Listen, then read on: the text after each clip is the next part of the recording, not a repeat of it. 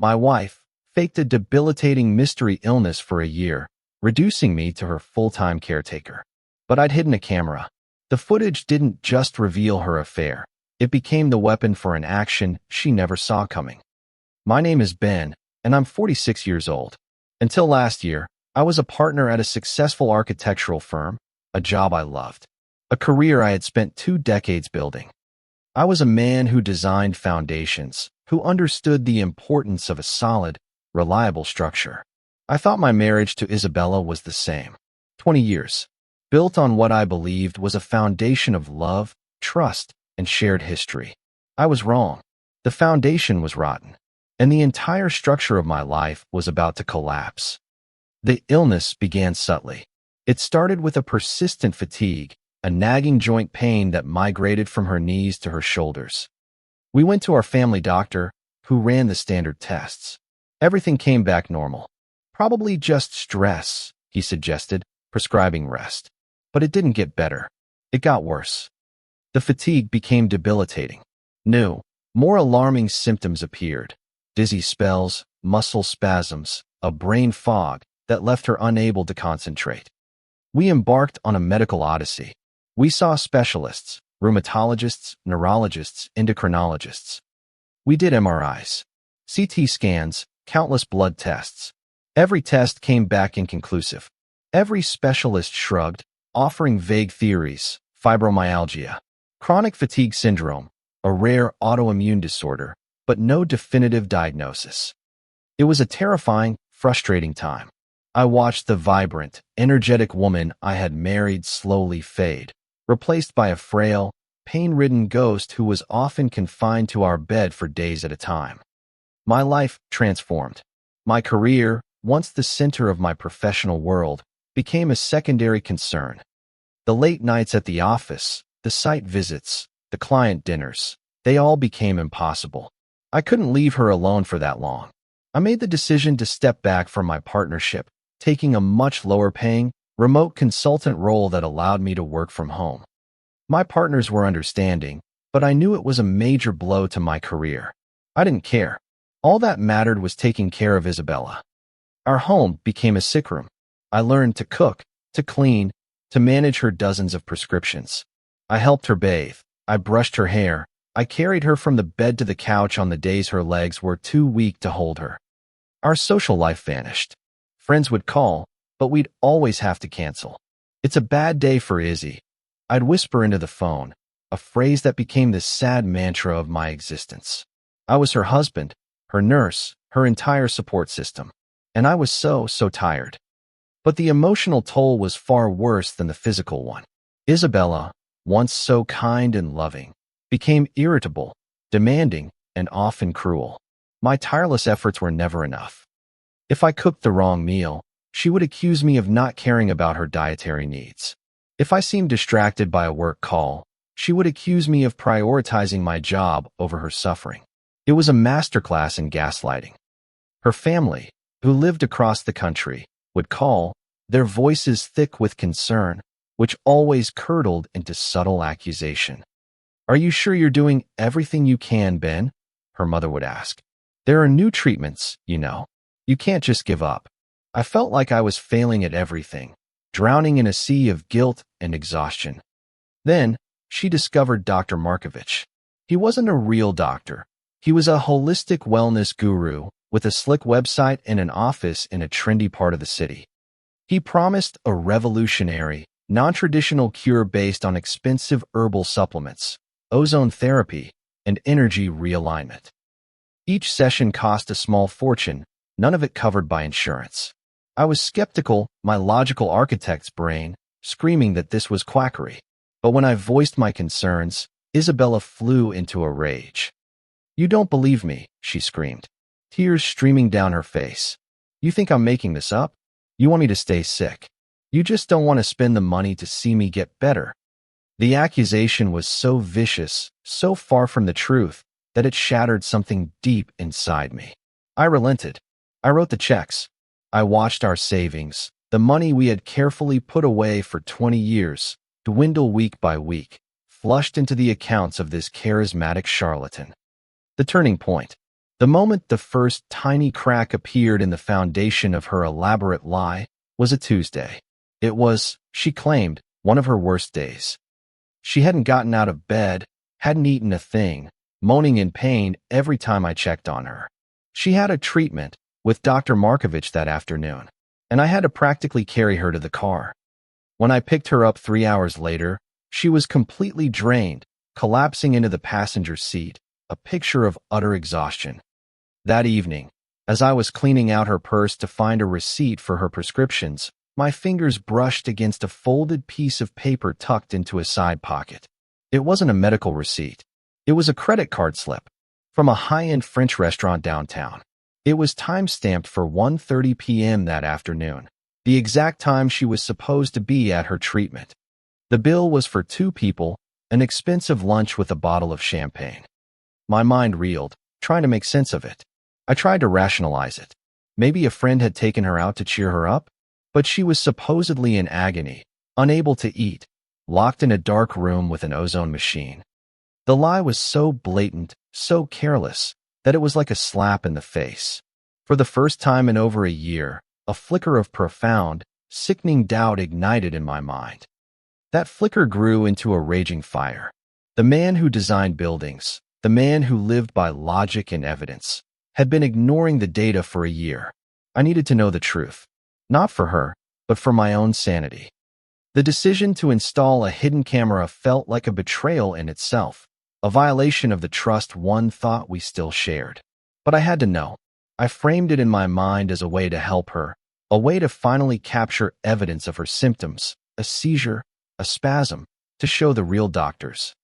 I bought a tiny, high-definition camera, the kind that looks like a USB charger, and I plugged it into an outlet in our living room, the one with a clear view of the front door and the hallway leading to our bedroom. I set it up on a Friday morning. Isabella was having another bad day, confined to the bedroom. I told her I had to go into the office for a rare, mandatory in-person meeting that would take all afternoon. I kissed her pale forehead, told her to call me if she needed anything, and left the house, my heart pounding with a terrible mixture of guilt and dread. I didn't go to the office. I went to a coffee shop a few blocks away, opened my laptop, and logged into the camera's live feed. For the first hour, nothing happened. The house was still silent. And then, at precisely 10:15 a.m., the bedroom door opened. Isabella walked out. But it wasn't the Isabella the first had left that morning. This woman wasn't frail. She wasn't shuffling in pain. She stood up straight, stretched her arms over her head like a cat, a picture of perfect health. She walked into the kitchen, poured herself a large cup of coffee, and started scrolling through her phone, a small, happy smile on her face. I watched, my breath caught in my throat, as she spent the next hour doing a vigorous yoga routine in the middle of the living room, moving with a strength and flexibility I hadn't seen in years. After her workout, she took a shower. When she emerged, she was transformed. She was wearing a beautiful new dress I had never seen. Her hair was perfectly styled, her makeup flawless. She looked like the vibrant, beautiful woman I had married, not the sickly patient I had been caring for. And then, she made a phone call. I couldn't hear the other side, but her voice was clear, full of laughter and a flirty, breathless energy. "Marco, darling," she purred. "Yes, he's gone for the whole day." "I know. I can't wait to see you either." "No, he still has no idea. He's so wrapped up in being my little nurse, he doesn't see a thing." "Yes, I told him about the retreat. He's skeptical, but I think I can make him do it.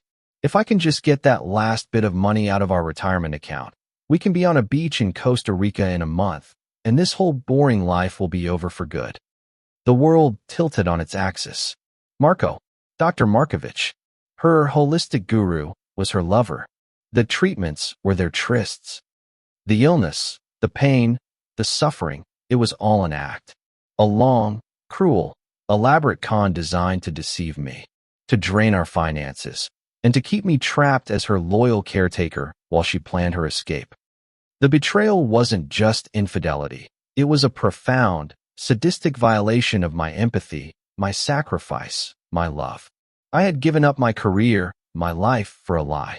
The grief that washed over me was so immense, so crushing, I thought it might actually stop my heart. But then, something else rose through the grief. A terrifyingly clear sense of purpose. She wanted the retirement money. She wanted to escape to a beach in Costa Rica. Fine. I was going to help her. I was going to be the most supportive, doting husband she could ever imagine. I was going to personally hand her the shovel to dig her own grave. When I got home that evening, I played my part. I found her back in bed, moaning in agony. The makeup gone, the beautiful dress replaced by her sick day pajamas. I rushed to her side, my face a mask of concern. "Honey, you look terrible," I said, my voice thick with fake sympathy. That night, over the simple broth I had made for her delicate stomach, I started my performance. "Izzy," I began, my voice full of forced sincerity. "I've been thinking, and you were right. I've been too skeptical, too cautious. Your health is the only thing that matters. I was looking into that healing retreat in Costa Rica you mentioned. It looks incredible. If this is what it takes to get you better, then we're going to do it. I'll call our financial advisor on Monday.